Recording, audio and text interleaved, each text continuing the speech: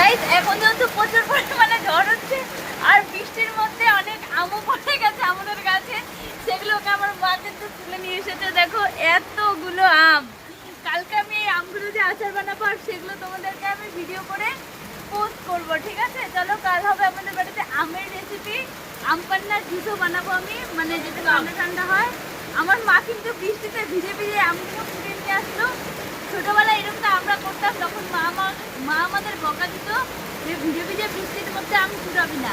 আর আমার মা আজকে এই কাজটা করলো। চলো আমার মাকে বলি, মা যখন আমরা ছোটবেলায় আম তো কেটে যাইতাম বৃষ্টিতে ভিজে ভিজে আসো, তখন তুমি আমাদের না বলতা, তাহলে আজকে তুমি বৃষ্টিতে ভিজে আম শুকাইলা কেন?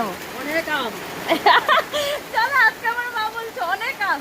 ঠিক আছে, চলো ভিডিওটা এখানে শেষ করছি, টাটা। তোমাদের ওইখানে কার কার থেকে ঝড় হচ্ছে সেটা কিন্তু অবশ্যই কমেন্ট করে বলবে। আমাদের এদিকে এত ঝড় আর এত পরিমাণে বৃষ্টি হচ্ছে বলার বাইরে, বৃষ্টির থেকে ঝড়টাই বেশি হচ্ছে। জানি না কত ডালবাল ভেঙে গেল আমাদের ওই পাশে।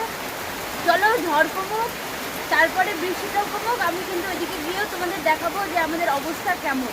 আমাদের এই গ্রামে যেহেতু এমনি গাছ বেশি আর মেন করে আমাদের বাড়িটারও গাছ বেশি, তার জন্য যতটা সম্ভব রাস্তার তার কাছে ছিঁড়েই গেছে, কারেন্ট যেহেতু চলে গেছে, দেখা যাক কী হয়। চলো টাটা।